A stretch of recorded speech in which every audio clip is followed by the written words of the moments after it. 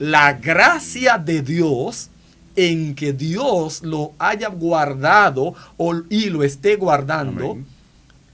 Sin que se le acuse de manera moral en las diferentes áreas que menciona el texto, que realmente el tiempo no nos da para anotar cada una de las características. Pero es bueno entender, primero, que no se trata de un asunto de perfección, pero sí en donde se le pueda juzgar. Se le pueda juzgar. De hecho, muchas veces se nos dice falsamente, no juzgues, que ¿cómo que no? Hay que juzgar. Sí, claro. De hecho, el liderazgo de la iglesia se sostiene en base a un juicio. La iglesia que no hace un juicio ante sus líderes está fallando. Hay un libertinaje completamente. De manera que hay cierta característica por las escrituras que se requiere que el líder tenga y sostenga durante su caminar ministerial. Fidel, en base a lo que nos acaba de contar, hay un punto que es, ¿cómo se puede decir? Medular. Neurálgico es la palabra correcta. Que yo siempre veo que los líderes, cuando tú tomas el tema de que sea líder de su casa, es importante, porque he visto durante la historia que a veces los pastores se concentran en la congregación y descuidan su casa. Y no es un caso, no dos. Hay muchos casos, muchos pastores, buenos pastores, siervos de Dios, que sus hijos están en el mundo, su hogar es, o sea, no se ve sirviendo, los jóvenes, no se ve como ese control, mientras sus congregaciones sí están enfocadas en servir a Dios, pero a veces la parte de la casa la descuidan y se enfocan, como yo digo, en cuidar a los hijos de otros, y muchas veces los hijos de ellos lo ponen aparte. ¿Cómo tú crees que en el liderazgo cristiano, usted que es pastor, cómo puede hacer un balance entre yo cuidar mi casa, ser líder de mi casa y también cuidar a los demás? ¿Cuál es el balance? Realmente, como usted dice, es un tema de generación. Es un tema de generación. Y también debo de reconocer que ahora mismo, no ahora mismo en el sentido de momento histórico o momento que estoy viviendo, sino que en cada momento de la vida ministerial, de la vida del pastor, es un desafío que los pastores vivimos. Es un desafío que los pastores vivimos. Sin embargo, déjeme replantear la pregunta. La pregunta debería ser, ¿cómo se puede pastorear sin hacer eso?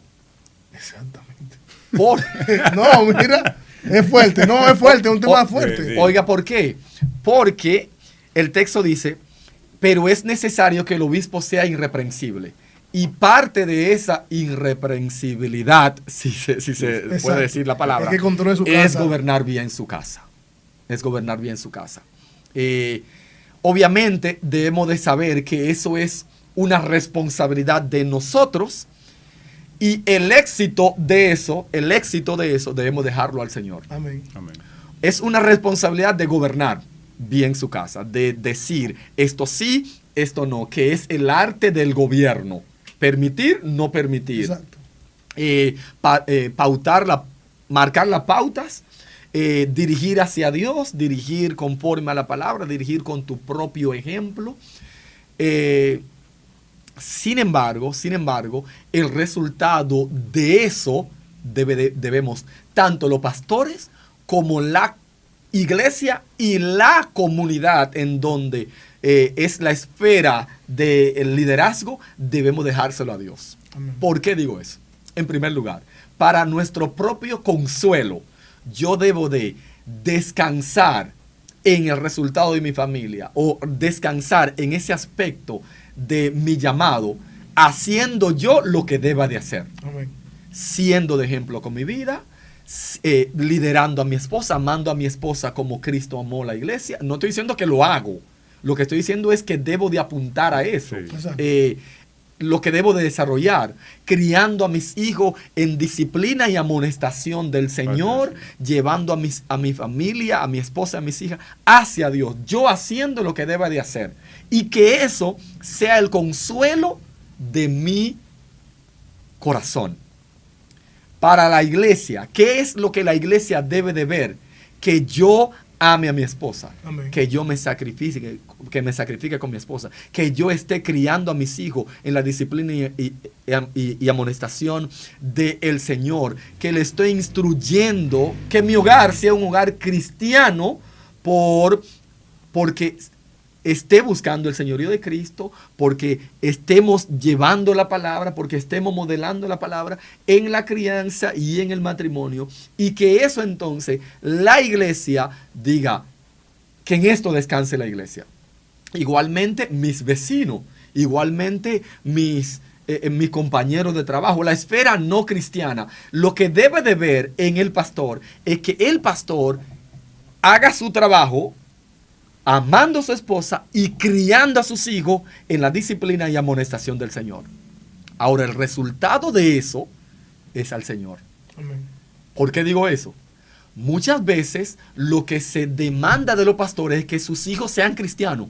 Exacto. Y la Biblia no garantiza eso. Exacto. Y Dios no nos exige eso. No, sino que sus hijos estén en sujeción.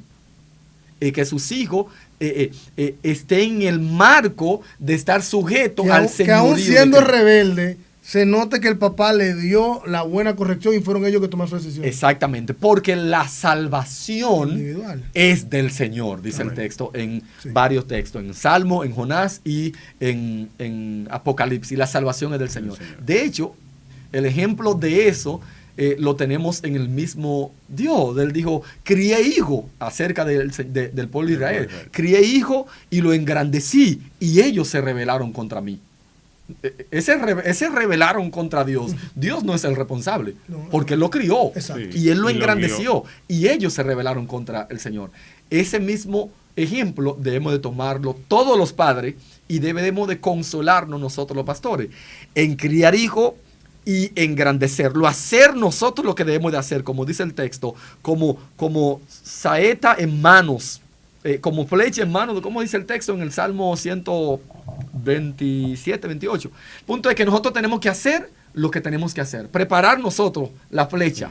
Eso es lo que debemos de hacer, criarlo, trabajarlo, disciplinarlo, y el resultado sea del Señor. Amén. Mayormente, ese es el método, ese es el cauce que utiliza Dios para salvar a nuestra familia. Amén. Mayormente. Pero no es que el nosotros hacer nuestro trabajo, eso no nos garantiza que el Señor va a salvar. Así es. Porque la salvación es del Señor. Fidel, les hemos hablado de una parte importante, hablar de la característica, el llamado, el pastorado de los hijos. Entonces, el pastorado en la congregación. Ustedes allá en su congregación, usted es pastor, tienen otros pastores, ¿cómo trabajan la parte de liderazgo allá? Sí, bueno, como ustedes saben, nosotros nos congregamos en Iglesia Bíblica Gracia y Verdad, aquí ubicada frente al Parque Infantil, y formamos parte del cuerpo pastoral junto al pastor Natanael Feliciano y el pastor Jensi Severino. El modelo de liderazgo de nuestra congregación es el modelo, como llamamos algunos, el modelo de pluralidad y paridad. Pluralidad y paridad. ¿En qué consiste nuestro modelo? Y parte de las Escrituras, en donde en una misma congregación hay varios pastores. A eso nos referimos con la pluralidad, y la paridad es que cada uno de ellos tiene la misma autoridad ante la congregación. Ante la congregación. A diferencia de otras congregaciones que no están mal, no están ni mejor ni peor que el modelo pluralidad y paridad. Hay iglesias que providencialmente, porque el Señor no ha levantado a otro, tienen el modelo, tienen un solo pastor. Hay iglesias que quieren tener varios pastores, pero providencialmente aún el Señor no ha provisto. Hay otras que tienen un solo pastor, el Señor provee, y por causa de tener el modelo de un único pastor, lo mandan a una obra misionera, le ponen un título de copastor, tiene diferentes modelos. Allá, como usted acaba de entonces mencionar la paridad, o sea, ¿hacen lo mismo o uno de ustedes está encargado de un área específica o cómo lo hacen así? Exacto, exacto. Nosotros debemos de, ahora mismo reconocemos que nosotros con el tiempo hemos venido creciendo. Hemos venido creciendo, pero de manera puntual, la pluralidad y paridad en el ministerio consiste en que hay varios en una misma congregación con la misma autoridad ante la congregación. A lo que me refiero con esto es que todos son el pastor.